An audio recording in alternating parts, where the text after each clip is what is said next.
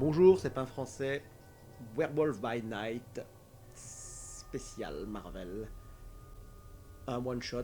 Alors est-ce qu'il y en aura d'autres, je ne sais pas. Je suis pas contre le format, je trouve que c'est intéressant, c'est sympa. Ça fait un peu penser aux animations, là. What If. Je trouve que c'est sympa. Le style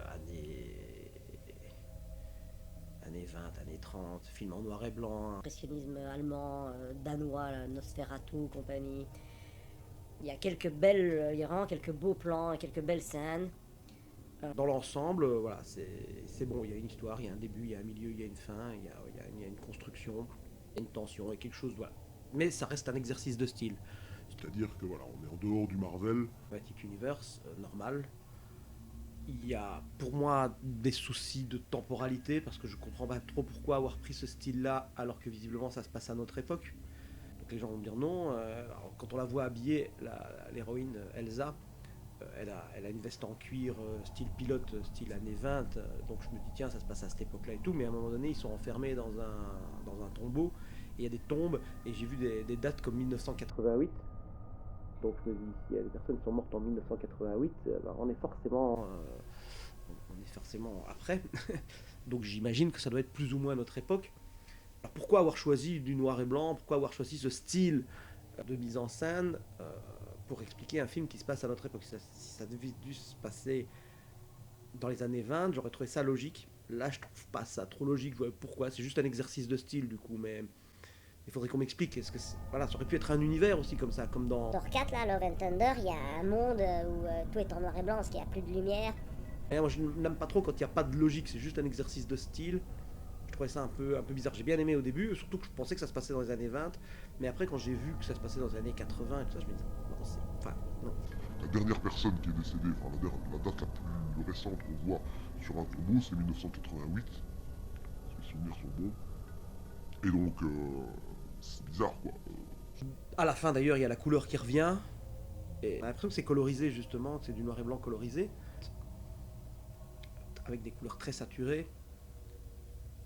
Voilà.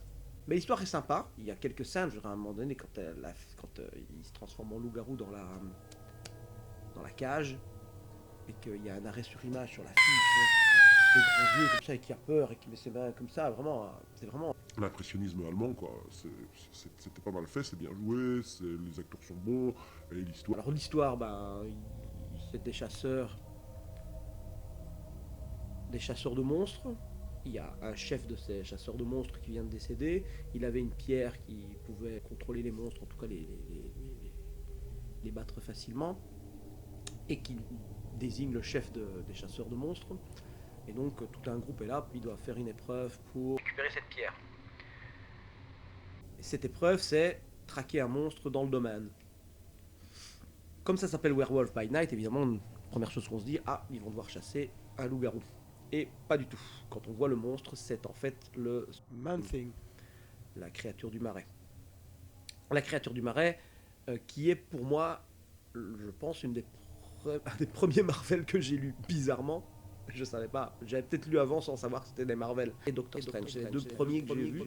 Avec Doctor Strange, c'était un monde complètement dingue, des formes dans tous les sens, il voyageait dans les multivers, c'était très très bizarre. Et j'ai lu. Et ensuite, c'était les 4 Fantastiques. Et ensuite, j'ai découvert Spider-Man. Je connaissais sans doute Spider-Man avant, mais je savais pas, je connaissais pas Marvel. Enfin, j'étais trop jeune à mon avis pour me rendre compte de ce que c'était. Ici, donc, on voit le monstre, c'est gentil.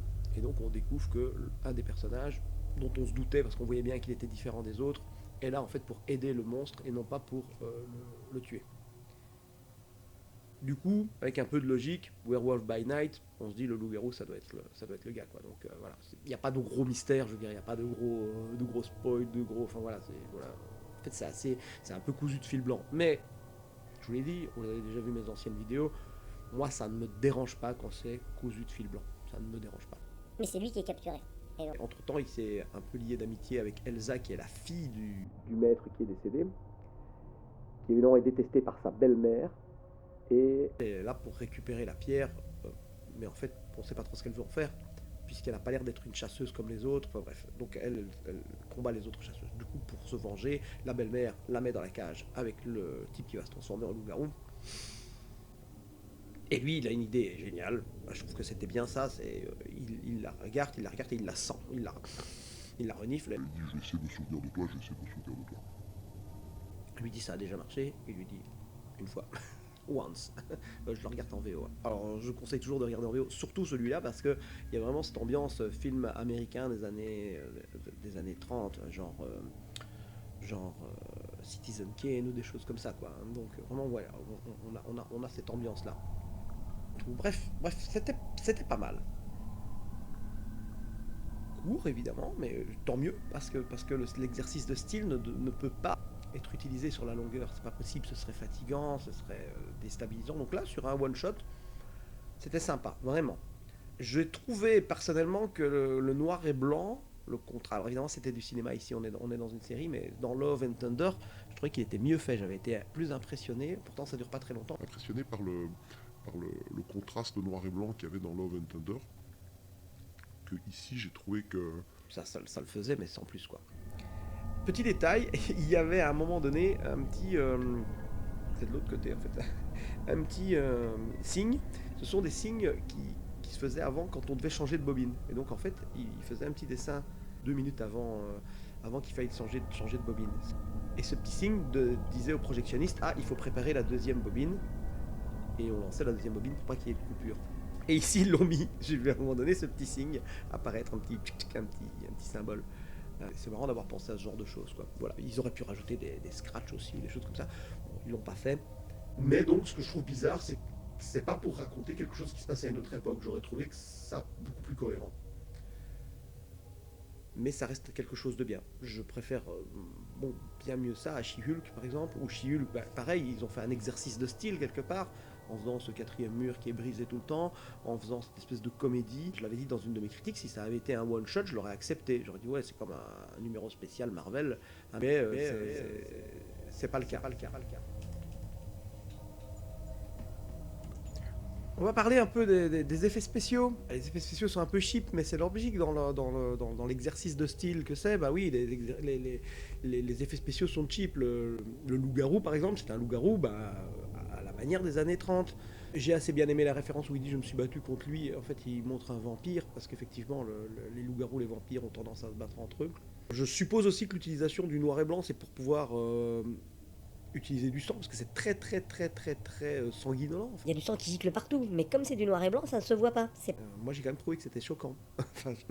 Voilà, choquant. Bon, je suis un adulte, hein, mais je veux dire, en fait, je sais pas quelle est cette idée de dire tiens parce qu'on ne voit pas le sang, enfin parce que le sang n'est pas rouge, on voit le sang, hein, on voit le sang qui gicle, on voit la tête qui est coupée, enfin je comprends pas trop.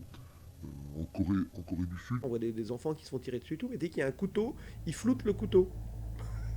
Donc on voit le couteau, ils prennent le couteau en main, mais il est flouté, la lame est floutée, parce qu'apparemment il y aurait des gens qui seraient phobiques aux lames, je sais pas. C'est quand même très bizarre, quoi. Moi je pense qu'il vaut mieux assumer, enfin bref, je sais pas. On fait du noir et blanc pour qu'on puisse montrer du sang, quelque part. Ouais, bof. À noter qu'il y a quand même de la couleur puisque la Bloodstone, la pierre de sang justement, elle est rouge. Avec d'ailleurs un certain moment où la belle-mère met la pierre très près d'elle et elle devient colorée. On voit un peu les couleurs de son visage. Forcément on a vu légèrement la couleur de sa peau. Et puis à la fin la couleur revient de toute façon. Donc pourquoi on ne sait pas non plus. Enfin, c'est très étrange. Les exercices de style qui n'ont pas de raison vraiment. Donc ça m'a un petit peu voilà.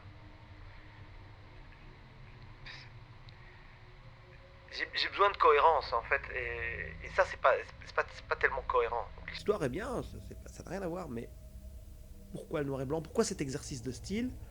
Qu'est-ce que ça raconte en plus l'exercice de style? Rien en fait. Ça, il faut bien se rendre compte. L'exercice de style ne raconte rien en plus de l'histoire. Ça n'apporte rien à part un style. Ce qui est déjà... on va dire c'est déjà pas mal, mais voilà. De la même manière que quand un personnage a une origine ethnique, ben, il suffit parfois d'un mot. Hein. Il y a dans She-Hulk le fait que elle batte Daredevil parce qu'elle a coupé les sangs. Il suffit d'un mot. Ah oui, c'est bon. Oui, développé, mais là, pour le moment, avec ce que tu as fait, j'entends plus rien. Il suffit d'un mot pour que le truc devienne cohérent. Ici, je vois pas où est la cohérence. Je me suis dit, tiens, ça revient à la couleur, est-ce qu'on va nous donner quelque chose qui fait que, bah voilà, la couleur était partie parce qu'on était dans l'esprit de quelqu'un, je ne sais pas. Non, ce manque de cohérence, ça m'a un peu dérangé. Mais sinon, voilà, l'exercice de style est pas mal. Voilà. Et donc, tant qu'à faire des exercices de style, aussi, je préférais WandaVision, où là, il y avait vraiment une raison à cet exercice de style, en fait. Ici, il n'y a pas de raison. On voit pas trop pourquoi il y a ça. C'est juste, voilà, on se marre, quoi. Mais bon, je dis pour un numéro spécial Halloween, comme ils font dans les comics, hein, ils font des numéros spécial Halloween, ils font des numéros spécial Holidays et tout. Voilà, pourquoi pas avoir un spécial swimsuit avec toutes les héroïnes Marvel et les héros aussi, parce que soyons pas sexistes, en maillot de bain. Non, voilà, pourquoi pas. C'était sympa à regarder. Voilà, un épisode, ça passe 50 minutes, c'était bien. Mais ça n'apporte rien à l'univers Marvel. Je trouve ça d'ailleurs bizarre qu'au début ils mettent Avenger pour bien dire ah attention c'est un Marvel, mais en fait voilà. Vous avez vu, on m'a fait une remarque sur le fait que Scooby-Doo m'a demandé si c'était Marvel. Bah, à un moment donné, Marvel a eu les droits de Scooby-Doo en comics. Et après ils sont passés chez DC et après ils sont passés chez Vanguard, mais qui est je pense une branche de DC. Voilà. Marvel n'a pas fait que du Marvel en fait. N'a pas fait que des super-héros et donc ils auraient pu ne faire aucune référence aux super-héros, je trouve.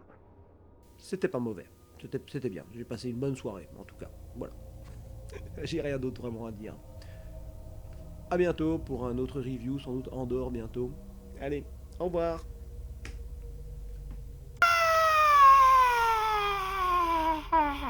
Pom pom pom pom pom pom pom pom pom pom pom pom pom pom pom